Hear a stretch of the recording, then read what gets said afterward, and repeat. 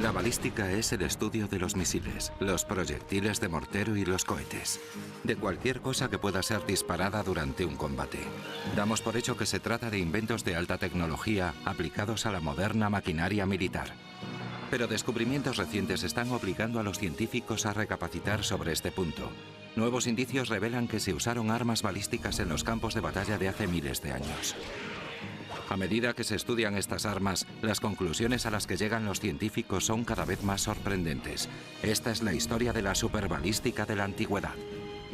Grandes descubrimientos. Balística de la antigüedad. En la antigüedad se inventaron superarmas balísticas de sorprendente potencia, megacatapultas capaces de destruir ciudades, lanzamisiles múltiples que podían disparar 100 proyectiles por segundo, máquinas antipersona que atravesaban escudos y armaduras. Incluso armas de mano cuyo diseño sigue siendo copiado en la fabricación de armas modernas. Las preguntas que nos hacemos en Grandes Descubrimientos son: ¿cuál era la efectividad de estas armas? ¿Qué tácticas y qué tecnología empleaban? ¿Cuál era su potencial de destrucción? Vamos a poner a prueba los diseños de la antigüedad en una serie de innovadores experimentos de balística. Un equipo de historiadores militares y de expertos en armas modernas está a punto de revelarnos que la guerra en el mundo antiguo era tan cruel y sanguinaria como en nuestros tiempos. Los campos de batalla de la antigüedad no eran lugares en los que uno quisiera estar. Con cada nuevo invento aportado por ingenieros, científicos o armeros, se convertía en un lugar más horrible. Es increíble lo avanzados que estaban a la hora de idear maneras de acabar con el enemigo. Eliminar o neutralizar al enemigo ha sido una preocupación de la humanidad durante miles de años. Desde el comienzo del primer conflicto bélico, el hombre ha intentado idear maneras de atacar al enemigo, intentando minimizar el peligro para el atacante. La mejor manera de conseguir esto es que entre ambos exista cierta distancia. Esto significa atacar utilizando proyectiles. La balística es la ciencia que estudia el comportamiento de diferentes tipos de proyectiles, como flechas, balas o cohetes. El concepto es tan antiguo como la propia guerra. Sabemos por los registros arqueológicos que el estudio de la balística es algo que se remonta miles de años atrás, desde el uso de palancas manuales para aumentar la potencia y el alcance de sus jabalinas. Y por medio de antiguos textos y manuscritos sabemos que, igual que hoy en día, se estudiaba como una ciencia. Nuestra búsqueda de los orígenes de la balística empieza en Oriente, en la antigua superpotencia de China. En el siglo V de nuestra era, hace más de 1500 años, China era indiscutiblemente la mayor potencia tecnológica del mundo antiguo. Durante más de 2000 años, sus ingenieros se situaron a la cabeza del desarrollo científico, creando inventos que continúan dando forma al mundo actual. Y probablemente ninguno de ellos haya tenido un mayor impacto que los utilizados en el arte de la guerra. Los inventores de material bélico chinos tenían muy presente la guerra psicológica. Aplicar al campo de batalla los avances tecnológicos surgidos de su propia revolución industrial para garantizarles la supremacía sobre los llamados pueblos bárbaros. Los antiguos textos militares chinos contienen imágenes y descripciones de armas con una capacidad destructora comparable a la de muchas armas modernas. La ballesta triple, desarrollada durante la dinastía Song, era un arma de asedio de unos 7,5 metros que usaba 3 arcos para una mayor potencia y poder así lanzar misiles con punta metálica a 1 milla de distancia. Hace ya 1000 años, los fabricantes de armas chinos desarrollaron armas de un temible potencial de destrucción. Las llamas de este antiguo modelo de lanzallamas podían alcanzar objetos situados a 9 metros de distancia. La acción de bombeo inyectaba un líquido similar a la actual gasolina en el tubo. El movimiento de retroceso lanzaba el líquido hacia el enemigo a una temperatura de 900 grados. Se tiene constancia de su uso en la batalla naval del río Yangtze, donde las fuerzas del Imperio Tang del Sur los utilizaron contra la marina del emperador Song en el año 975 de nuestra era. El lanzallamas es, desde un punto de vista psicológico, una de las armas más crueles y aterradoras, y tiene además un enorme potencial destructor. Uno puede oír los gritos de los soldados al ser consumidos por las llamas, un arma devastadora. Pero hasta esta letal arma tenía un alcance limitado. No fue hasta el siglo IX cuando los chinos dieron con el invento que hizo posible la creación de armas de largo alcance. Es el descubrimiento que más ha contribuido a reescribir la historia: la pólvora. Se cree que la invención de la pólvora se remonta a mediados del siglo IX. Se usó inicialmente para la fabricación de fuegos artificiales, pero rápidamente los ingenieros militares se dieron cuenta de su potencial para el arte de la guerra. El uso de la pólvora como propulsor para lanzar misiles a través del campo de batalla cambió la historia de las guerras e introdujo un tipo de arma que de manera equivocada asociamos a los tiempos modernos: el cohete. Los chinos no solo inventaron la pólvora. A principios del siglo XI se dieron cuenta de que, variando las proporciones de los diferentes ingredientes que la formaban, podían producir una pólvora especial que prendía lentamente y de manera uniforme. La pólvora usada en cohetes. Pero aún quedaba mucho trabajo por hacer. Sin una manera de guiar el cohete, este saldría despedido como cuando soltamos un globo inflado sin anudar. Para poder dirigir el cohete hacia el enemigo, los ingenieros chinos empezaron a estudiar las leyes de la balística. Para ello volvieron sus miradas hacia el misil que habían estado empleando durante varios siglos: la flecha. Añadiendo estabilizadores para controlar la trayectoria, pronto descubrieron que podían orientar el cohete directamente hacia el enemigo. Es el principio básico de la aerodinámica, usado en la fabricación de cohetes, y les dio a los chinos una ventaja tecnológica en la batalla de Kai Ken durante el siglo XIII, cuando consiguieron repeler a los invasores mongoles mediante una lluvia de cohetes. No satisfechos con esto, los chinos siguieron investigando, buscando nuevos usos a su nueva arma y formas de lanzar no uno, sino cientos de misiles. El lanzacohetes de 100 objetivos era una pieza muy sofisticada e ingeniosa para la época. Era básicamente un cajón lanzacohetes montado sobre una carretilla de una sola rueda, como las usadas durante siglos por los agricultores chinos. Todos los cohetes eran lanzados con una sola mecha. Para conseguir una mayor dispersión de los proyectiles, el lanzacohetes era más ancho en la boca y más estrecho en la base. Así, en cuanto se disparaba el lanzador, los proyectiles se dispersaban por todo el campo de batalla. Esto lo convirtió en arma con un fuerte componente psicológico, ya que era imposible predecir de dónde podía venir el siguiente ataque. 100 cohetes disparados al unísono cubriendo un área bastante grande. Todo ello rodeado de una nube de fuego y humo que impedía al enemigo el cálculo de la trayectoria de los proyectiles y saber si se encontraba dentro de la zona de alcance del lanzacohetes. El silbido de miles de cohetes lanzados simultáneamente tenía sobre el enemigo unos efectos psicológicos similares a los causados por las modernas baterías lanzamisiles.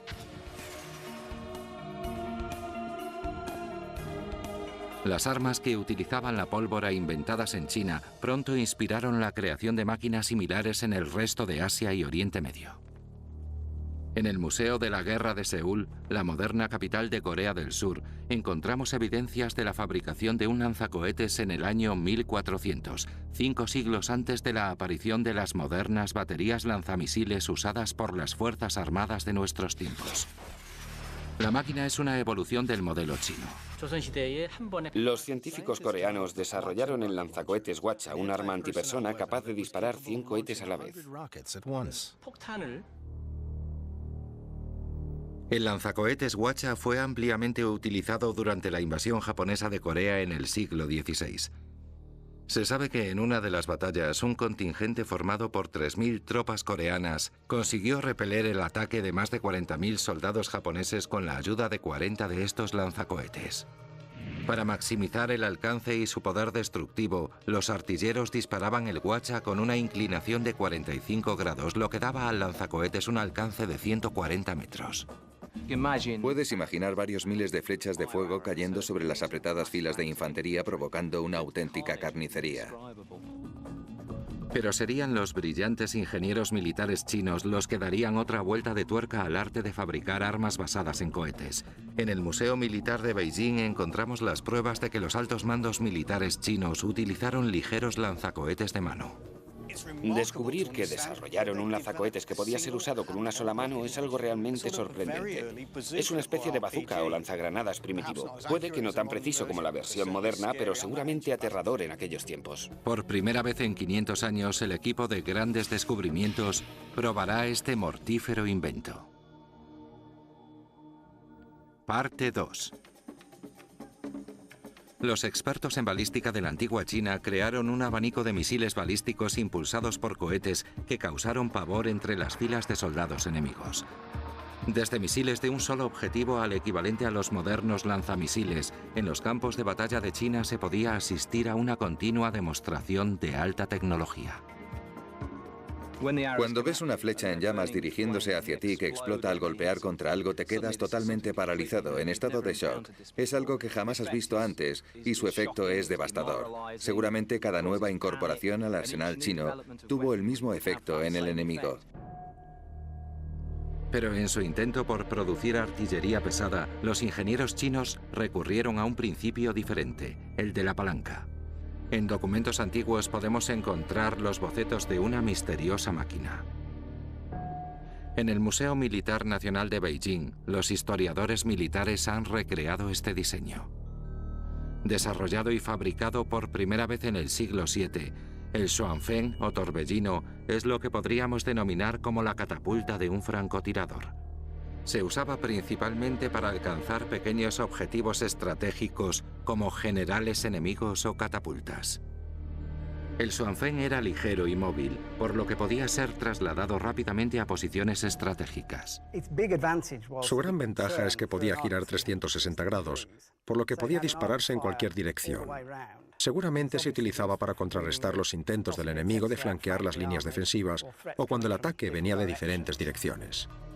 El principio es que la fuerza que tira de la parte corta de la palanca se traslada a lo largo del brazo largo hasta el peso situado en su extremo, permitiendo lanzamientos de más de 60 metros de distancia. Esta catapulta alcanzó su cenit durante la dinastía Tang, cuando durante el sitio de una ciudad en el año 627 se emplearon más de 300 torbellinos. Si los chinos revolucionaron el mundo de las máquinas balísticas ligeras, para estudiar la artillería de campo pesada hay que volver la vista a los ingenieros de las antiguas civilizaciones del Mediterráneo. A la hora de analizar estas armas, los científicos recurren al estudio del principio o fuerza en el que se basan este tipo de catapultas, la torsión. La fuerza de las catapultas de torsión depende de unas cuerdas fabricadas con piel animal y tendones. Sus fibras son elásticas, se estiran a medida que son enrolladas alrededor de un núcleo, acumulando energía potencial. En el Museo Militar de Fort Nelson en Inglaterra, unos historiadores han recreado un modelo de balista griego. Concebida como arma de asedio alrededor del año 400 a.C., la balista griega solía colocarse en el interior de torres de asedio acorazadas. A medida que se hacía girar el molinete, las cuerdas se tensaban más y más. La enorme energía acumulada en las fibras era controlada por unas piezas dentadas que impedían que se disparara la balista a cada giro del molinete. Tensada al máximo, esta balista puede lanzar una bola metálica de 150 kilos a más de 180 metros de distancia. Si colocas a 8 hombres en fila y cada uno de ellos lanza una bola de piedra, no podrías conseguir el mismo efecto multiplicado por 8. El resultado sería una fila de piedras a escasa distancia. Si cargas uno de esos potentes muelles de torsión, la energía de esos 8 hombres se acumula en el muelle y puede ser usada a tu antojo. Sin embargo, fueron los romanos los que elevaron el diseño de catapultas a su cenit. Hace más de 2000 años, el ejército que dominaba el mundo antiguo era el romano. Con una agresiva política expansionista, los militares romanos arrasaron los territorios enemigos, dejando tras ellos un rastro de terror y destrucción. El Estado romano era muy imperialista y agresivo. Uno de sus ideales era el de ampliar sus fronteras como mecanismo de defensa, lo que implicaba el situar las fronteras del imperio tan lejos de Roma como fuera posible. El dinero no era un obstáculo a la hora de desarrollar o mejorar estas armas de destrucción. Los romanos gastaban el equivalente a miles de millones de dólares en equipar a su ejército. Se ha calculado que alrededor del 50% del presupuesto anual del imperio era destinado al ejército. Y la pieza más preciada de la artillería romana era una catapulta llamada onagro. Descrita por primera vez por Ammianus Marcellinus en el año 359 de nuestra era, su función era la de perforar murallas y provocar el caos en las filas del enemigo. El onagro es una versión más sencilla de máquinas que hemos empleado anteriormente, pero no por ello menos efectiva. Onagro significa asno salvaje, pues el mecanismo de disparo y la potencia liberada recuerdan a una coce este animal. La genialidad del onagro radicaba en la simplicidad de su diseño. La balista griega tenía dos manivelas o molinetes, uno a cada lado del canal de lanzamiento. Alguna de las dos podía fallar. Ya que el motor de la torsión es la parte fundamental de la balista, ambos lados debían mantenerse en perfecto estado. Hicieron un truco ingenioso. Giraron uno de los lados de la catapulta, por lo que, por decirlo de alguna manera, el muelle era ahora horizontal. Girando la mitad de una balista, solo debían construir, mantener y defender un motor de torsión. Esto supuso un ahorro de dinero y de mano de obra que podía ser destinado a otros fines. El onagro se convirtió en el caballo de batalla de la artillería del ejército romano, un equivalente a lo que hoy sería el cañón howitzer. La primera vez que el enemigo se topaba con uno de estos artilugios, debía de tener un efecto impactante y desmoralizante sobre sus tropas. Este tipo de armas, como el onagro, son el equivalente de la antigüedad a los misiles balísticos modernos. Te permiten combatir a gran distancia, lo que repercute en la seguridad de tu propio ejército. Como parte de su trabajo de investigación de la balística de la antigüedad, la doctora Kate Gilliver ha construido una réplica de un onagro romano. Tengo un fantástico modelo a escala de un onagro romano, construida con precisión siguiendo las descripciones que nos han llegado desde el mundo romano. Es una máquina formidable y debió ser muy efectiva en la antigüedad. Hay una serie de puntos clave que la convierten en un arma tan efectiva. Tenemos el brazo, una pieza de madera que actúa a modo de punto de apoyo, o fulcro, que es donde se libera toda la energía para lanzar el misil. Aquí tenemos las cuerdas, es donde se acumula la energía de torsión. Las cuerdas se retuercen progresivamente a medida que tiramos del brazo, incrementando enormemente la energía. Esta réplica fue utilizada en la película Gladiator y se conserva en el Museo Militar Fort Nelson de Inglaterra. Según el historiador romano Ammianus, eran necesarios 8 hombres para armar el brazo del onagro, lo que nos da una idea de la energía que se acumulaba en el proceso. En este modelo, el muelle es de cuerda, pero en la época romana era de tendones de animales, por lo que probablemente fuera aún más potente. De todos modos, esperamos que funcione de modo similar. La pieza clave, la que permite que la energía se acumule y se libere en el momento correcto, es esta de aquí. Se trata de un trinquete, un enorme avance en balística. El onagro romano disparaba bolas de piedra similares a esta, muy efectivas a la hora de ir debilitando las murallas y mantenerlas limpias de soldados que las defendieran.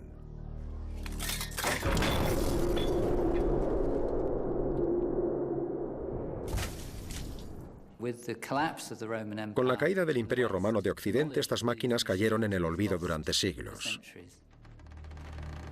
Sin embargo, otro de los principios que mueve las catapultas empezó a ver la luz en Occidente.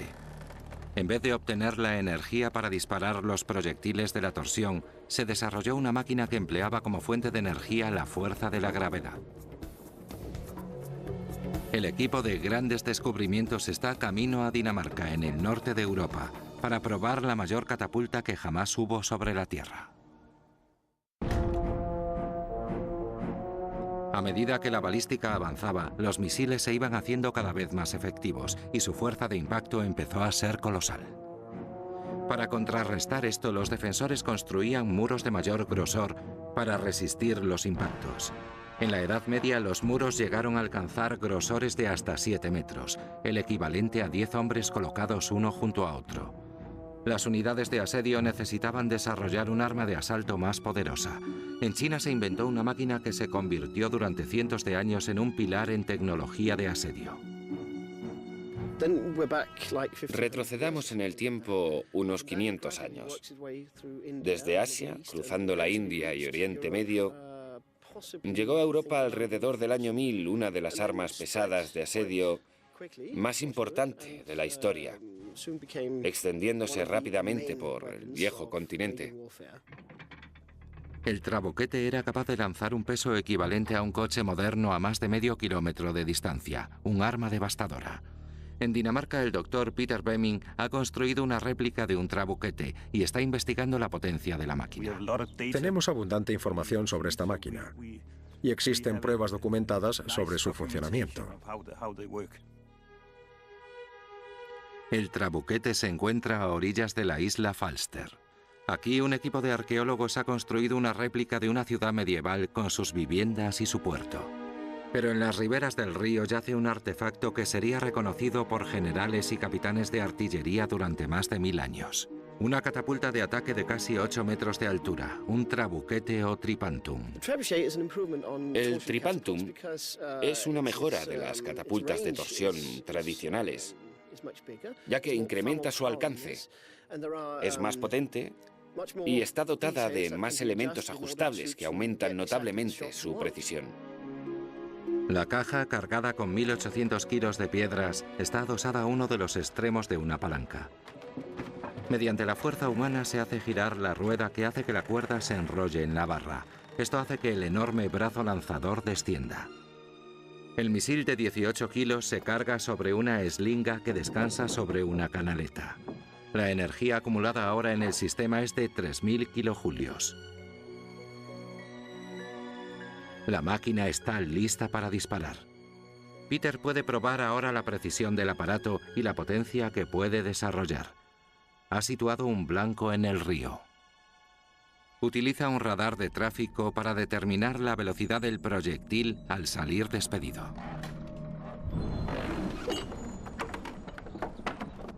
El contrapeso cae pesadamente, haciendo que el brazo se dispare con una potencia increíble y sacuda la eslinga a modo de látigo, lanzando la bola por los aires. El misil cae a algo menos de 1 metro del objetivo.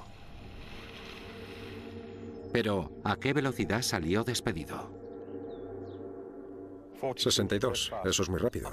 Una bola de 18 kilos viajando a 62 kilómetros por hora produce una energía de casi 3 megajulios, superando la potencia de muchos cañones de pólvora. Es en realidad el principio del látigo. Una tecnología muy simple, pero muy precisa. El continuo impacto de proyectiles de este tipo podría haber reducido los muros más gruesos a simples escombros. El trabuquete era un arma de múltiples usos. Podía lanzar cualquier cosa que el ejército atacante se propusiera. Hay gente que ha fabricado aparatos capaces de lanzar coches, pianos y otras cosas, por lo que se pueden usar objetos de un peso considerable. Existen documentos escritos que hablan de que frecuentemente se lanzaban caballos muertos y un caballo también pesa bastante. En la antigüedad, pese a que los muros de los castillos eran de piedra, muchos de los edificios y construcciones del interior eran de madera. La madera era un recurso más barato y accesible, pero mucho más vulnerable al ataque con fuego. Si el ejército atacante era capaz de superar los muros y prender fuego al interior del castillo, la pérdida de vidas humanas y de capacidad de defensa del asediado sería dramática. El fuego es devastador. Si alcanzas la madera o a las personas, es un arma terrible. Se diseñó un misil balístico con ese fin y se disparaba usando el trabuquete.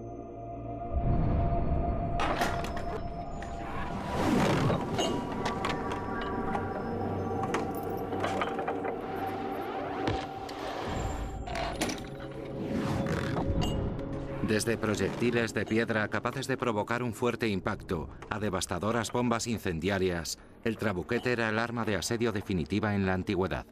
En Dinamarca no es fácil tener acceso a un arma, y siendo un hombre las considero muy interesantes, y esta es el arma definitiva.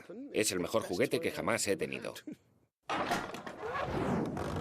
Pero no todos los conflictos se disputaban a través de fosos y muros de castillos. Muchos tenían lugar en campo abierto. Miles de tropas se enfrentaban cuerpo a cuerpo en campo abierto. Pero ¿cómo podía un general hacer frente a tropas tan numerosas antes de la invención del mortero o la ametralladora? La respuesta es encargar tu propia versión de esas armas. Existen evidencias de que en la antigüedad se inventaron armas antipersona que serían el equivalente a las modernas armas automáticas. Los científicos de balística del mundo antiguo crearon un sinfín de armas destructivas, desde los cohetes de largo alcance de los chinos y los coreanos hasta las pesadas armas de asedio de los romanos, los griegos y los cruzados. A medida que la técnica de la balística fue mejorando, el alcance y el peso de los proyectiles fue aumentando. Pero existe un tercer elemento vital en la balística de combate: la velocidad de disparo. Esta ametralladora moderna es capaz de disparar 12 balas por segundo. Las armas automáticas utilizadas por los ejércitos modernos utilizan la energía de retroceso del disparo para volver a cargar la cámara y disparar una segunda vez. Pero incluso antes de la irrupción de los explosivos, los antiguos militares exigieron a sus ingenieros mejorar la velocidad de disparo de sus armas. La manera más fácil de mejorar dicha velocidad era adiestrando al propio soldado. La rapidez al disparar un arco y una flecha puede ser ampliamente mejorada simplemente a base de entrenamiento. Los arcos están fabricados con una sucesión de diferentes materiales como cuernos de animales dispuestos en capas para formar un laminado. Esto significa que a medida que el arco es tensado, la energía se acumula sin que el arco se parta. En las manos apropiadas, hasta la tecnología más simple puede ser disparada rápidamente. Los hunos controlaron un vasto imperio que salió de Asia Central en el siglo IV de nuestra era, arrasando media Europa. Los soldados conquistados se sorprendían de la velocidad de disparo de los guerreros hunos. Durante cientos de años, las veloces técnicas de disparo de los hunos han sido un misterio. Pero ahora en la actual Hungría, un hombre ha resucitado este antiguo arte. Lajos Kasai es uno de los mejores arqueros del mundo. Y a lo largo de los años ha aprendido la veloz técnica de disparo de los hunos. Los antiguos hunos solían agarrar sus flechas de la misma manera que lo hago yo, haciendo posible el lanzar una tras otra de manera muy rápida. Para probar la eficiencia de las técnicas antiguas, hemos retado a Lajos para ver cuánto tarda en disparar 12 flechas.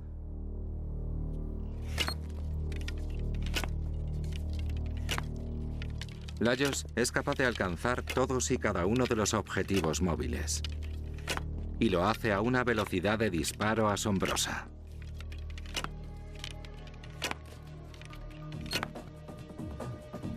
"12 flechas en solo 17 segundos. Pero los hunos tenían un segundo recurso: sus caballos. Eran jinetes que aprovechaban el excelente dominio que tenían de sus monturas para poder ejecutar rápidos ataques y maniobras en el campo de batalla. El reto para Lajos ahora consiste en igualar su velocidad de disparo mientras cabalga a una velocidad de 30 kilómetros por hora. A 33 kilómetros por hora, Lajos dispara 6 flechas en 10 segundos. Los hunos usaban el arco en un ángulo de 180 grados y alcanzaban de 275 a 350 metros. Eran capaces de matar caballos e incluso de atravesar armaduras. Estas tropas ligeras de asalto figuraban entre las mejor entrenadas del mundo antiguo. Y sus principios de ataque siguen vigentes hoy en día. Los comandos y las unidades de paracaidistas actuales usan estas tácticas en territorio enemigo. De hecho, su propia velocidad hace a menudo que las unidades de ataque rápido se vean rodeadas, pero ni siquiera esto era un problema para los jinetes hunos. Haciendo que el enemigo me persiga, puedo dispararles con solo girarme. Un arquero estático utiliza la parte izquierda de su cerebro, pero uno a caballo utiliza la derecha, la parte más intuitiva del mismo. Pero su éxito dependía de la habilidad y el entrenamiento del jinete. La labor de cualquier ingeniero militar consiste en reducir la importancia del soldado, reemplazando su papel por tecnología. Para descubrir qué armas de la antigüedad eran realmente automáticas, los investigadores se están centrando en una máquina bastante sorprendente. Alrededor del año 300 a.C., en Rodas, Dionisio de Alejandría creó un avance tecnológico llamado polibolos. La palabra significa literalmente lanzador múltiple, y es una de las candidatas a ser considerada como la primera arma automática de la historia. El fabricante de armas antiguas Alan Wilkins ha fabricado una réplica operativa del polibolos, con un cargador capaz de alojar hasta 12 dardos y con un pesado cigüeñal que se usaba para disparar. Puede considerarse el precursor de las modernas ametralladoras como la Gatling, pero inventada 2000 años antes. Esta es la primera máquina accionada por una cadena que se conoce en Occidente. Los eslabones son de roble chapados en hierro y enlazados para girar en torno a esta rueda de 5 dientes. Para disparar se utiliza esta barra de aquí, a modo de gatillo. El polibolos era capaz de disparar hasta 11 dardos por minuto. Los dardos poseen una punta metálica y se cargan utilizando un sistema automático circular de alimentación. El fin de cientos de años de estudios en balística e investigación militar siempre fue el de acabar con el enemigo. Los estudiosos de la tecnología de las armas balísticas antiguas también están investigando las puntas afiladas de estas armas. ¿Qué sucedía cuando estos proyectiles alcanzaban su objetivo? Muchos historiadores creen que un arma balística antipersona fue la que causó esta precisa herida cuadrada que provocó la muerte a este soldado bretón del siglo I de nuestra era. Pero ¿quién mató a este soldado del siglo I y qué arma utilizó? Hemos encontrado el cráneo en el Museo del Condado de Dorset, en el sur de Inglaterra. Por vez primera, someteremos a este cráneo a las modernas tecnologías del siglo XXI para intentar desvelar su misterio. Cuando crecía en Dorchester, vi estos cráneos, vi las exposiciones en el museo, y una de las cosas que siempre me pregunté fue cómo habrían sido infligidas las heridas que mostraban y qué las habría causado. Para determinar qué arma fue utilizada para matar a este hombre, hemos contado con la ayuda de un equipo de científicos forenses que normalmente trabajan en escenas de crímenes. Al escanear el cráneo, intentamos obtener un modelo tridimensional para así poder conseguir una reconstrucción facial. Se trata de un cráneo de un hombre adulto. Está en muy buenas condiciones, teniendo en cuenta lo antiguo que es. Pueden observarse las grietas donde ha sido reconstruido. Y hay un agujero en un lado, causado por una herida. Parece una herida de un objeto punzante. No podemos determinar con exactitud cuándo sucedió, ni si se trata de la herida que le causó la muerte, aunque sí parezca una herida mortal. Lo que puede deducirse es que no se trata de una herida post-mortem. Las evidencias forenses parecen sugerir que la herida fue causada por un arma balística romana. Esto es la punta de un dardo romano de hace 2000 años. Obsérvese que concuerda con el tipo de herida que presenta el cráneo, por lo que podría tratarse del arma causante de la herida. La pregunta que siguen formulándose los científicos es qué tipo de arma disparó el proyectil. La única explicación a una herida como esta es la de un dardo lanzado por una catapulta romana. Los fabricantes de armas antiguas Alan Wilkins y Tom Philly han creado armas basándose en dibujos de la época. Esta es la catapulta estándar para lanzar dardos, utilizada durante el mandato de Julio César, cuando tuvo lugar la invasión de Britania.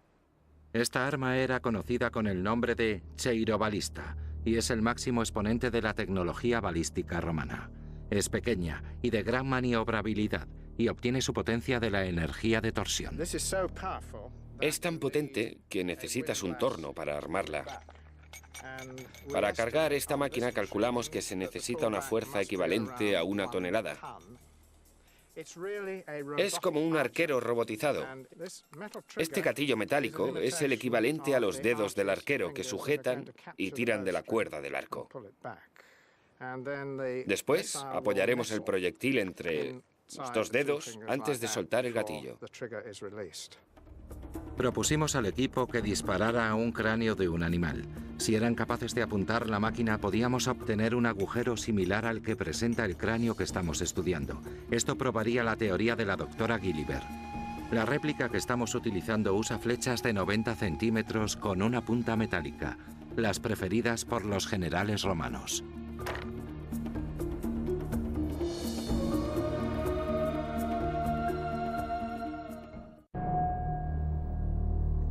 Los científicos están intentando resolver un enigma de 2000 años de antigüedad.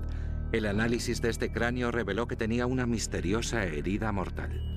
Se cree que se trata de un soldado bretón muerto probablemente durante el asedio romano del castillo de Maiden, en Dorset, Inglaterra, durante el siglo I. La investigación pretende descubrir qué clase de arma provocó la herida. Nuestro equipo de expertos en armas está a punto de probar el arma sospechosa. Una queirobalista romana. ¿Podrá este dardo de casi 1 metro hacer un agujero similar en este cráneo animal?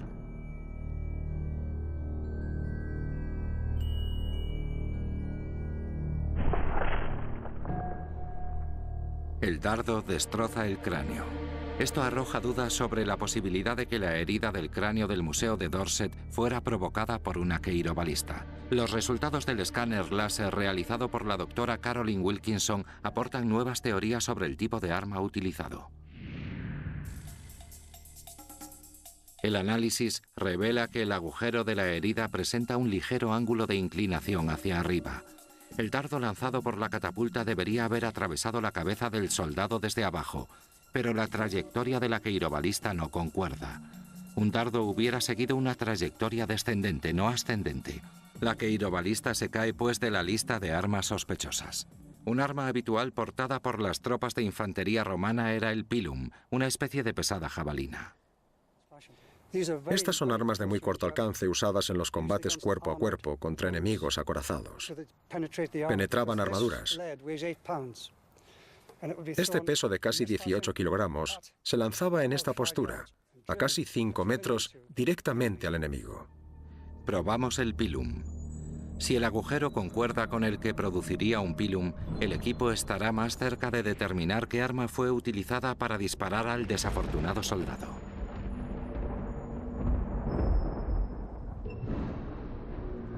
Después de la prueba, quedó claro que el pilum atraviesa el cráneo sin destrozarlo como hacía la queirobalista. Pero esta teoría presenta un problema. La jabalina, en el momento de alcanzar al enemigo, estaría ya en su trayectoria descendente. La herida, sin embargo, ha sido claramente infligida desde abajo. Pese a ello, el agujero coincide perfectamente con el que produciría un pilum. Tom Feely ha encontrado una explicación. Una táctica que utilizaban los celtas contra los ejércitos romanos era la de hacerse los muertos. Para evitar esto, los soldados romanos atravesaban con sus lanzas las cabezas de sus enemigos cuando estos yacían inmóviles. En este caso, habría provocado esta perforación cuadrada en el cráneo, atravesando el cerebro, una herida mortal. De los resultados de nuestro test, se puede descubrir que tanto el ángulo como la subsiguiente herida corroboran el análisis forense. Un cráneo con tejidos blandos, un cráneo vivo, se comportará de una manera muy diferente a uno sin vida, sin tejido vivo. Y así es como podemos diferenciar entre heridas provocadas antes y después de la muerte. En este caso se puede corroborar la hipótesis. Podemos ver un agujero simétrico cuadrangular aquí, provocado por la entrada del arma y una rotura en los tejidos circundantes por el impacto. Los resultados de nuestro test y el análisis forense han revelado que el arma asesina fue muy probablemente un pilum, usado para matar a la víctima cuando ésta yacía sobre el suelo. Al tiempo que nuestras pruebas han demostrado que la herida no fue causada por un proyectil, el propio experimento nos ha mostrado el poder letal que estos tienen. Y otros experimentos e investigaciones han revelado el poder devastador de la balística. Pesadas armas de asedio como los trabuquetes, las armas antipersona como las flechas cohete, o la movilidad y las veloces técnicas de disparo como las usadas por los jinetes hunos son solo algunas de las opciones tácticas puestas a disposición de los mandos militares por sus ingenieros y científicos de balística. Pero hay un arma de la antigüedad que reúne todas esas características: la potencia de fuego, el alcance y la maniobrabilidad. Es un arma cuya funcionalidad haría que no desentonara en una moderna unidad de combate: el lanzacohetes manual. Los textos antiguos chinos describen este arma del siglo XIV, pero actualmente se debate sobre cómo funcionaba y si era efectiva. Hoy nuestro equipo de expertos en fabricación de armas va a probar el superarma portátil de los campos de batalla chinos. Nuestro peligroso experimento se realizará en una remota zona del sur de Inglaterra. Se trata de una prueba muy peligrosa y precisa de horas de preparación. El modelista Richard Winley y el experto en explosivos Charlie Adcock están preparando el escenario. Richard ha usado antiguos bocetos originales de China para reproducir el lanzacohetes manual. Este es uno de los artilugios de menor tamaño, aunque no el más pequeño, llamado panal de abejas. Un arma portátil que pesaba algo más de 1 kilo. Un soldado podía transportar fácilmente 4 o 5 de estas unidades. El soldado tenía una única mecha a su alcance, con la que disparaba todos los proyectiles. Richard le pasa el panal de abejas a Charlie, que ha manejado explosivos en varias películas, entre ellas algunas de James Bond y Salvar al soldado Ryan. Es un test peligroso y los explosivos deben ser manipulados lejos del resto del equipo. Bueno, esta puede ser la primera vez que el panal de abejas es disparado en tiempos modernos. Tenemos un barril con 12 cohetes. El pirotécnico ahora mismo está poniéndoles la mecha. Están casi listos. Así que estamos a punto de encenderlos y ver qué sucede.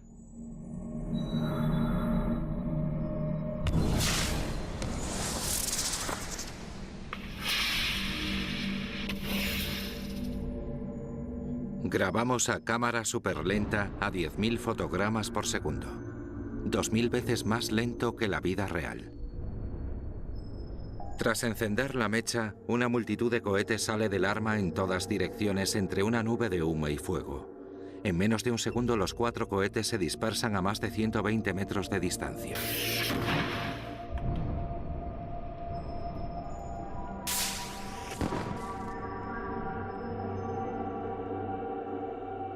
El panal de abejas chino sentó las bases de las técnicas modernas de combate e inspiró la fabricación de las actuales granadas propulsadas por cohetes. Es increíble pensar que nuestros ancestros crearon armas balísticas basadas en unos principios que todavía hoy siguen vigentes. Hace miles de años se crearon una serie de armas que cualquier soldado actual podría reconocer. Pero, ¿qué queda ahí fuera por descubrir? Hallazgos que harían que nuestra concepción sobre el mundo antiguo diera un vuelco. ¿Nos veremos obligados a reescribir los libros de historia? Los hunos controlaron un vasto imperio que salió de Asia Central en el siglo IV de nuestra era, arrasando media Europa. Los soldados conquistados se sorprendían de la velocidad de disparo de los guerreros hunos. Durante cientos de años, las veloces técnicas de disparo de los hunos han sido un misterio. Pero ahora en la actual Hungría, un hombre ha resucitado este antiguo arte. Lajos Kasai es uno de los mejores arqueros del mundo. Y a lo largo de los años ha aprendido la veloz técnica de disparo de los hunos. Los antiguos hunos solían agarrar sus flechas de la misma manera que lo hago yo, haciendo posible el lanzar una tras otra de manera muy rápida. Para probar la eficiencia de las técnicas antiguas, hemos retado a Lajos para ver cuánto tarda en disparar 12 flechas.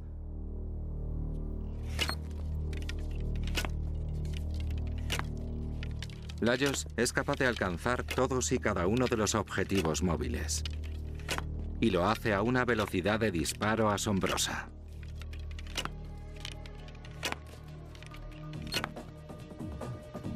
...12 flechas en solo 17 segundos. Pero los hunos tenían un segundo recurso: sus caballos. Eran jinetes que aprovechaban el excelente dominio que tenían de sus monturas para poder ejecutar rápidos ataques y maniobras en el campo de batalla. El reto para Lajos ahora consiste en igualar su velocidad de disparo mientras cabalga a una velocidad de 30 kilómetros por hora. A 33 kilómetros por hora, Lajos dispara 6 flechas en 10 segundos. Los hunos usaban el arco en un ángulo de 180 grados y alcanzaban de 275 a 350 metros. Eran capaces de matar caballos e incluso de atravesar armaduras. Estas tropas ligeras de asalto figuraban entre las mejor entrenadas del mundo antiguo. Y sus principios de ataque siguen vigentes hoy en día. Los comandos y las unidades de paracaidistas actuales usan estas tácticas en territorio enemigo. De hecho, su propia velocidad hace a menudo que las unidades de ataque rápido se vean rodeadas, pero ni siquiera esto era un problema para los jinetes hunos. Haciendo que el enemigo me persiga, puedo dispararles con solo girarme. Un arquero estático utiliza la parte izquierda de su cerebro, pero uno a caballo utiliza la derecha, la parte más intuitiva del mismo. Pero su éxito dependía de la habilidad y el entrenamiento del jinete. La labor de cualquier ingeniero militar consiste en reducir la importancia del soldado, reemplazando su papel por tecnología. Como arma de asedio alrededor del año 400 a.C., la balista griega solía colocarse en el interior de torres de asedio acorazadas. A medida que se hacía girar el molinete, las cuerdas se tensaban más y más. La enorme energía acumulada en las fibras era controlada por unas piezas dentadas que impedían que se disparara la balista a cada giro del molinete. Tensada al máximo, esta balista puede lanzar una bola metálica de 150 kilos a más de 180 metros de distancia. Si colocas a 8 hombres en fila y cada uno de ellos lanza una bola de piedra, no podrías conseguir el mismo efecto multiplicado por 8. El resultado sería una fila de piedras a escasa distancia. Si cargas uno de esos potentes muelles de torsión, la energía de esos 8 hombres se acumula en el muelle y puede ser usada a tu antojo. Sin embargo, fueron los romanos los que elevaron el diseño de catapultas a su cenit. Hace más de 2000 años, el ejército que dominaba el mundo antiguo era el romano. Con una agresiva política expansionista, los militares romanos arrasaron los territorios enemigos, dejando tras ellos un rastro de terror y destrucción. El Estado romano era muy imperialista y agresivo. Uno de sus ideales era el de ampliar sus fronteras como mecanismo de defensa, lo que implicaba el situar las fronteras del imperio tan lejos de Roma como fuera posible. El dinero no era un obstáculo a la hora de desarrollar o mejorar estas armas de destrucción. Los romanos gastaban el equivalente a miles de millones de dólares en equipar a su ejército. Se ha calculado que alrededor del 50% del presupuesto anual del imperio era destinado al ejército. Y la pieza más preciada de la artillería romana era una catapulta llamada onagro. Descrita por primera vez por Ammianus Marcellinus en el año 359 de nuestra era, su función era la de perforar murallas y provocar el caos en las filas del enemigo. El onagro es una versión más sencilla de máquinas que hemos empleado anteriormente, pero no por ello menos efectiva. Onagro significa asno salvaje, pues el mecanismo de disparo y la potencia liberada recuerdan a una coz de este animal. La genialidad del onagro radicaba en la simplicidad de su diseño. La balista griega tenía 2 manivelas o molinetes, uno a cada lado del canal de lanzamiento. Alguna de las dos podía fallar. Ya que el motor de la torsión es la parte fundamental de la balista, ambos lados debían mantenerse en perfecto estado. Hicieron un truco ingenioso. Giraron uno de los lados de la catapulta, por lo que, por decirlo de alguna manera, el muelle era ahora horizontal. Girando la mitad de una balista, solo debían construir, mantener y defender un motor de torsión. Esto supuso un ahorro de dinero y de mano de obra que podía ser destinado a otros fines. Para resistir los impactos, En la Edad Media, los muros llegaron a alcanzar grosores de hasta 7 metros, el equivalente a 10 hombres colocados uno junto a otro. Las unidades de asedio necesitaban desarrollar un arma de asalto más poderosa. En China se inventó una máquina que se convirtió durante cientos de años en un pilar en tecnología de asedio. Retrocedamos en el tiempo unos 500 años. Desde Asia, cruzando la India y Oriente Medio, llegó a Europa alrededor del año 1000 una de las armas pesadas de asedio más importante de la historia, extendiéndose rápidamente por el viejo continente. El trabuquete era capaz de lanzar un peso equivalente a un coche moderno a más de medio kilómetro de distancia, un arma devastadora. En Dinamarca, el doctor Peter Bemming ha construido una réplica de un trabuquete y está investigando la potencia de la máquina. Tenemos abundante información sobre esta máquina y existen pruebas documentadas sobre su funcionamiento. El trabuquete se encuentra a orillas de la isla Falster. Aquí un equipo de arqueólogos ha construido una réplica de una ciudad medieval con sus viviendas y su puerto. Pero en las riberas del río yace un artefacto que sería reconocido por generales y capitanes de artillería durante más de 1000 años. Una catapulta de ataque de casi 8 metros de altura, un trabuquete o tripantum. El tripantum es una mejora de las catapultas de torsión tradicionales, ya que incrementa su alcance, es más potente y está dotada de más elementos ajustables que aumentan notablemente su precisión. La caja, cargada con 1800 kilos de piedras, está adosada a uno de los extremos de una palanca. Mediante la fuerza humana se hace girar la rueda que hace que la cuerda se enrolle en la barra. Esto hace que el enorme brazo lanzador descienda. El misil de 18 kilos se carga sobre una eslinga que descansa sobre una canaleta. La energía acumulada ahora en el sistema es de 3000 kilojulios. La máquina está lista para disparar. Peter puede probar ahora la precisión del aparato y la potencia que puede desarrollar. Ha situado un blanco en el río. Utiliza un radar de tráfico para determinar la velocidad del proyectil al salir despedido. El contrapeso cae pesadamente, haciendo que el brazo se dispare con una potencia increíble y sacuda la eslinga a modo de látigo, lanzando la bola por los aires. El misil cae a algo menos de 1 metro del objetivo. Pero, ¿a qué velocidad salió despedido? Es mortal. Se cree que se trata de un soldado bretón muerto probablemente durante el asedio romano del castillo de Maiden, en Dorset, Inglaterra, durante el siglo I. La investigación pretende descubrir qué clase de arma provocó la herida. Nuestro equipo de expertos en armas está a punto de probar el arma sospechosa, una queirobalista romana. ¿Podrá este dardo de casi 1 metro hacer un agujero similar en este cráneo animal?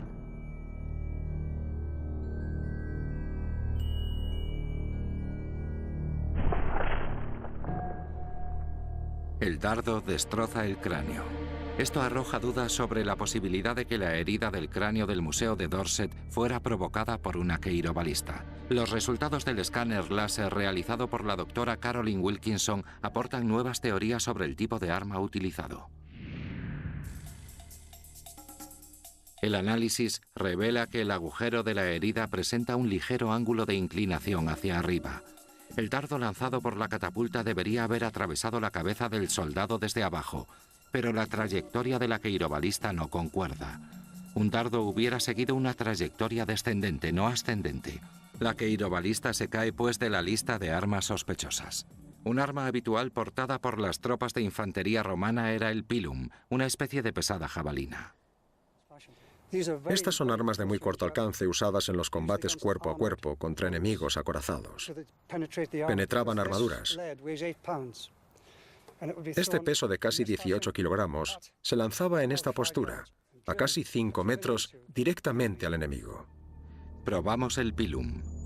Si el agujero concuerda con el que produciría un pilum, el equipo estará más cerca de determinar qué arma fue utilizada para disparar al desafortunado soldado.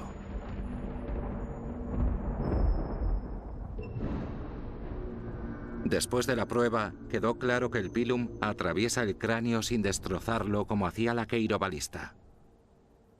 Pero esta teoría presenta un problema. La jabalina, en el momento de alcanzar al enemigo, estaría ya en su trayectoria descendente. La herida, sin embargo, ha sido claramente infligida desde abajo. Pese a ello, el agujero coincide perfectamente con el que produciría un pilum. Tom Feely ha encontrado una explicación. Una táctica que utilizaban los celtas contra los ejércitos romanos era la de hacerse los muertos. Para evitar esto, los soldados romanos atravesaban con sus lanzas las cabezas de sus enemigos cuando estos yacían inmóviles. En este caso, habría provocado esta perforación cuadrada en el cráneo, atravesando el cerebro, una herida mortal. De los resultados de nuestro test, se puede descubrir que tanto el ángulo como la subsiguiente herida corroboran el análisis forense. Un Y cráneo. otras cosas. Por lo que se pueden usar objetos de un peso considerable. Existen documentos escritos que hablan de que frecuentemente se lanzaban caballos muertos y un caballo también pesa bastante. En la antigüedad, pese a que los muros de los castillos eran de piedra, muchos de los edificios y construcciones del interior eran de madera. La madera era un recurso más barato y accesible, pero mucho más vulnerable al ataque con fuego. Si el ejército atacante era capaz de superar los muros y prender fuego al interior del castillo, la pérdida de vidas humanas y de capacidad de defensa del asediado sería dramática. El fuego es devastador. Si alcanzas la madera o a las personas, es un arma terrible.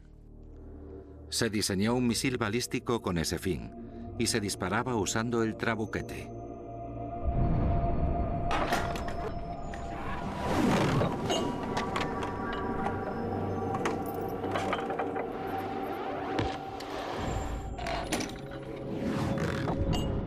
Desde proyectiles de piedra capaces de provocar un fuerte impacto a devastadoras bombas incendiarias, el trabuquete era el arma de asedio definitiva en la antigüedad.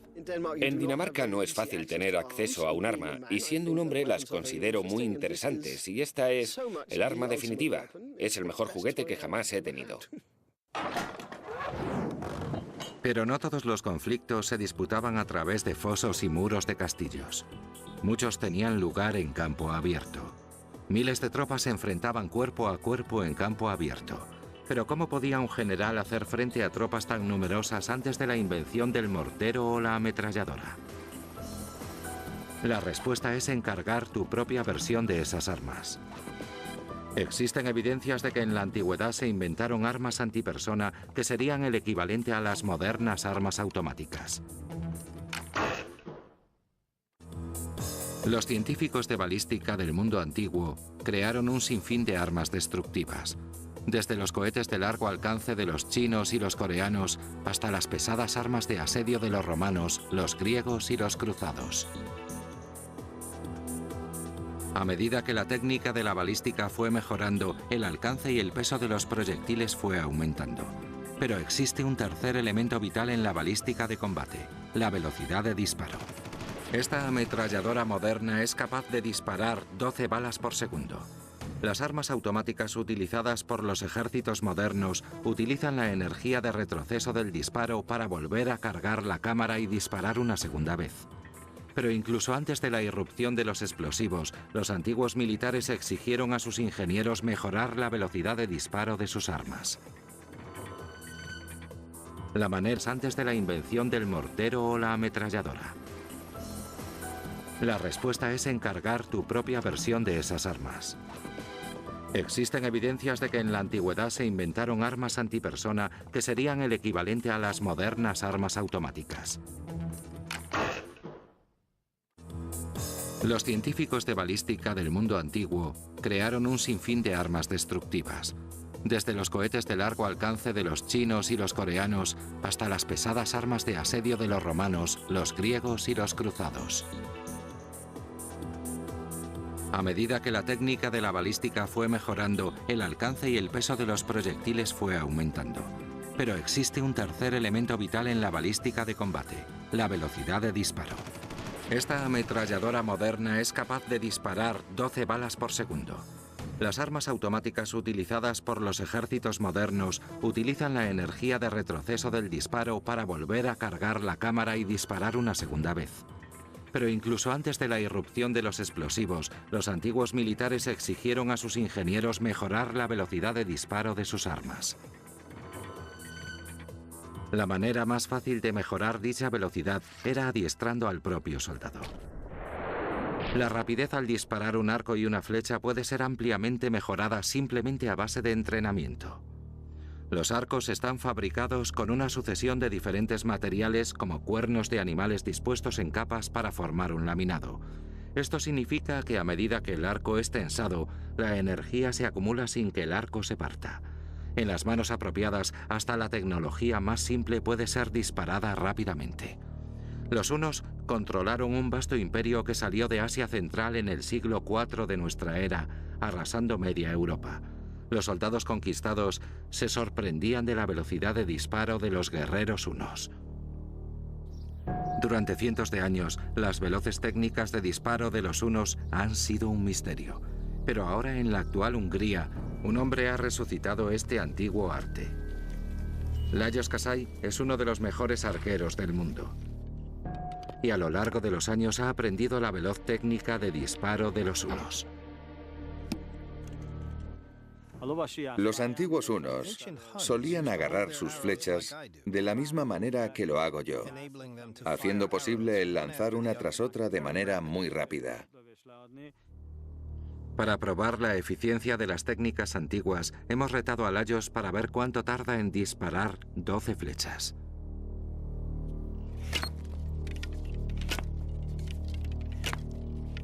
Lajos es capaz de alcanzar todos y cada uno de los objetivos móviles.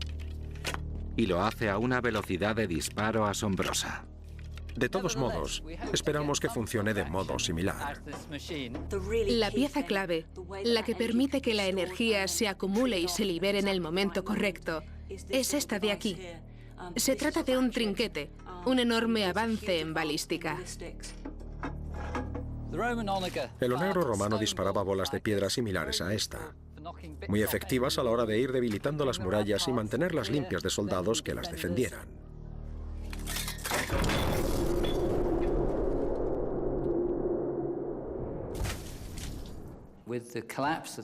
Con la caída del Imperio Romano de Occidente, estas máquinas cayeron en el olvido durante siglos. Sin embargo, otro de los principios que mueve las catapultas empezó a ver la luz en Occidente. En vez de obtener la energía para disparar los proyectiles de la torsión, se desarrolló una máquina que empleaba como fuente de energía la fuerza de la gravedad. El equipo de grandes descubrimientos está camino a Dinamarca, en el norte de Europa, para probar la mayor catapulta que jamás hubo sobre la Tierra. A medida que la balística avanzaba, los misiles se iban haciendo cada vez más efectivos y su fuerza de impacto empezó a ser colosal. Para contrarrestar esto, los defensores construían muros de mayor grosor para resistir los impactos. En la Edad Media, los muros llegaron a alcanzar grosores de hasta 7 metros, el equivalente a 10 hombres colocados uno junto a otro. Las unidades de asedio necesitaban desarrollar un arma de asalto más poderosa. En China se inventó una máquina que se convirtió durante cientos de años en un pilar en tecnología de asedio. Retrocedamos en el tiempo unos 500 años. Desde Asia, cruzando la India y Oriente Medio, llegó a Europa alrededor del año 1000 una de las armas pesadas de asedio más importante de la historia, extendiéndose rápidamente por el viejo continente. El trabuquete era capaz de lanzar un peso equivalente a un coche moderno a más de medio kilómetro de distancia, un arma devastadora. En Dinamarca, el doctor Peter Bemming ha construido una réplica de un trabuquete y está investigando la potencia de la máquina. Tenemos abundante información sobre esta máquina y existen pruebas documentadas sobre su funcionamiento. El trabuquete se encuentra a orillas de la isla Falster. Aquí un equipo de arqueólogos ha construido una réplica de una ciudad medieval con sus viviendas y su puerto. Pero en las riberas del río yace un artefacto que sería reconocido por generales y capitanes de artillería durante más de 1000 años. Una catapulta de ataque de casi 8 metros de altura, un trabuquete o tripantum. El tripantum es una mejora de la Ascarasia, cruzando la India y Oriente Medio. Llegó a Europa alrededor del año 1000, una de las armas pesadas de asedio más importante de la historia, extendiéndose rápidamente por el viejo continente. El trabuquete era capaz de lanzar un peso equivalente a un coche moderno a más de medio kilómetro de distancia, un arma devastadora. En Dinamarca, el doctor Peter Bemming ha construido una réplica de un trabuquete y está investigando la potencia de la máquina. Tenemos abundante información sobre esta máquina y existen pruebas documentadas sobre su funcionamiento. El trabuquete se encuentra a orillas de la isla Falster. Aquí un equipo de arqueólogos ha construido una réplica de una ciudad medieval con sus viviendas y su puerto. Pero en las riberas del río yace un artefacto que sería reconocido por generales y capitanes de artillería durante más de 1000 años. Una catapulta de ataque de casi 8 metros de altura, un trabuquete o tripantum. El tripantum es una mejora de las catapultas de torsión tradicionales, ya que incrementa su alcance. Es más potente y está dotada de más elementos ajustables que aumentan notablemente su precisión. La caja, cargada con 1800 kilos de piedras, está adosada a uno de los extremos de una palanca. Mediante la fuerza humana se hace girar la rueda que hace que la cuerda se enrolle en la barra. Esto hace que el enorme brazo lanzador descienda. El misil de 18 kilos se carga sobre una eslinga que descansa sobre una canaleta. La energía acumulada ahora en el sistema es de 3000 kilojulios. La máquina está lista para disparar. Peter puede probar ahora la precisión del aparato y la potencia que puede desarrollar. Ha situado un blanco en el río. Utiliza un radar de tráfico para determinar la velocidad del proyectil al salir despedido. El contrapeso cae pesadamente, haciendo que el brazo se dispare con una potencia increíble y sacuda la eslinga a modo de látigo, lanzando la bola por los aires. El misil cae a algo menos de 1 metro del objetivo. Pero, ¿a qué velocidad salió despedido? 62, eso es muy rápido. Una bola de 18 kilos viajando a 62 kilómetros por hora produce una energía de casi 3 megajulios, superando la potencia de muchos cañones de pólvora. Es en realidad el principio del látigo. Una tecnología muy simple, pero muy precisa. El continuo impacto de proyectiles de este tipo podría haber reducido los muros más gruesos a simples escombros. El trabuquete era un arma de demostración de alta tecnología. Cuando ves una flecha en llamas dirigiéndose hacia ti que explota al golpear contra algo, te quedas totalmente paralizado, en estado de shock. Es algo que jamás has visto antes y su efecto es devastador. Seguramente cada nueva incorporación al arsenal chino tuvo el mismo efecto en el enemigo. Pero en su intento por producir artillería pesada, los ingenieros chinos recurrieron a un principio diferente, el de la palanca. En documentos antiguos podemos encontrar los bocetos de una misteriosa máquina. En el Museo Militar Nacional de Beijing, los historiadores militares han recreado este diseño. Desarrollado y fabricado por primera vez en el siglo VII, el Xuanfeng o torbellino es lo que podríamos denominar como la catapulta de un francotirador. Se usaba principalmente para alcanzar pequeños objetivos estratégicos como generales enemigos o catapultas. El Xuanfeng era ligero y móvil, por lo que podía ser trasladado rápidamente a posiciones estratégicas. Su gran ventaja es que podía girar 360 grados, por lo que podía dispararse en cualquier dirección. Seguramente se utilizaba para contrarrestar los intentos del enemigo de flanquear las líneas defensivas o cuando el ataque venía de diferentes direcciones. El principio es que la fuerza que tira de la parte corta de la palanca se traslada a lo largo del brazo largo hasta el peso situado en su extremo, permitiendo lanzamientos de más de 60 metros de distancia. Esta catapulta alcanzó su cenit durante la dinastía Tang, cuando durante el sitio de una ciudad en el año 627 se emplearon más de 300 torbellinos. Si los chinos revolucionaron el mundo de las máquinas balísticas ligeras para estudiar la artillería de campo pesada, hay que volver la vista a los ingenieros de las antiguas civilizaciones del Mediterráneo. A la hora de analizar estas armas, los científicos recurren al estudio del principio o fuerza en el que se basan este tipo de catapultas, la torsión. La fuerza de las catapultas de torsión depende de unas cuerdas fabricadas con piel animal y tendones. Sus fibras son elásticas, se estiran a medida que son enrolladas alrededor de un núcleo, acumulando energía potencial. En el Museo Militar de Fort Nelson en Inglaterra, unos historiadores han recreado un modelo de balista griego.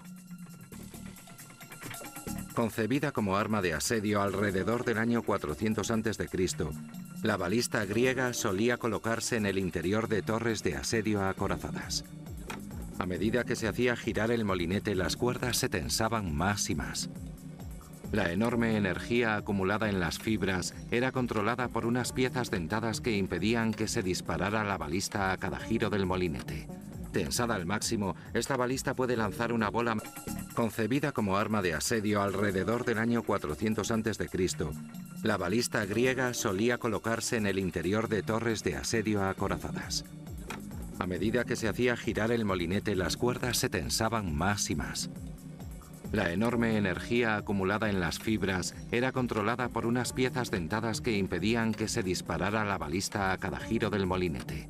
Tensada al máximo, esta balista puede lanzar una bola metálica de 150 kilos a más de 180 metros de distancia.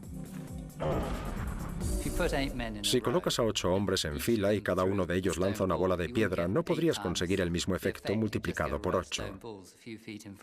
El resultado sería una fila de piedras a escasa distancia. Si cargas uno de esos potentes muelles de torsión, la energía de esos 8 hombres se acumula en el muelle y puede ser usada a tu antojo. Sin embargo, fueron los romanos los que elevaron el diseño de catapultas a su cenit. Hace más de 2000 años, el ejército que dominaba el mundo antiguo era el romano. Con una agresiva política expansionista, los militares romanos arrasaron los territorios enemigos, dejando tras ellos un rastro de terror y destrucción. El Estado romano era muy imperialista y agresivo. Uno de sus ideales era el de ampliar sus fronteras como mecanismo de defensa, lo que implicaba el situar las fronteras del imperio tan lejos de Roma como fuera posible. El dinero no era un obstáculo a la hora de desarrollar o mejorar estas armas de destrucción. Los romanos gastaban el equivalente a miles de millones de dólares en equipar a su ejército. Se ha calculado que alrededor del 50% del presupuesto anual del imperio era destinado al ejército. Y la pieza más preciada de la artillería romana era una catapulta llamada onagro. Descrita por primera vez por Ammianus Marcellinus en el año 359 de nuestra era, su función era la de perforar murallas y provocar el caos en las filas del enemigo. El onagro es una versión más sencilla de máquinas que hemos empleado anteriormente, pero no por ello menos efectiva. Onagro significa asno salvaje, pues el mecanismo de disparo y la potencia liberada recuerdan a una coz de este animal. La genialidad del onagro radicaba en la simplicidad de su diseño. La balista griega tenía 2 manivelas o molinetes, uno a cada lado del canal de lanzamiento. Alguna de las dos podía fallar. Ya que el motor de la torsión es la parte fundamental de la balista, ambos lados debían mantenerse en perfecto estado. Hicieron un truco ingenioso. Giraron uno de los lados de la catapulta, por lo que, por decirlo de alguna manera, el muelle era ahora horizontal. Girando la mitad de una balista, solo debían construir, mantener y defender un motor de torsión. Esto supuso un ahorro de dinero y de mano de obra que podía ser destinado a otros fines.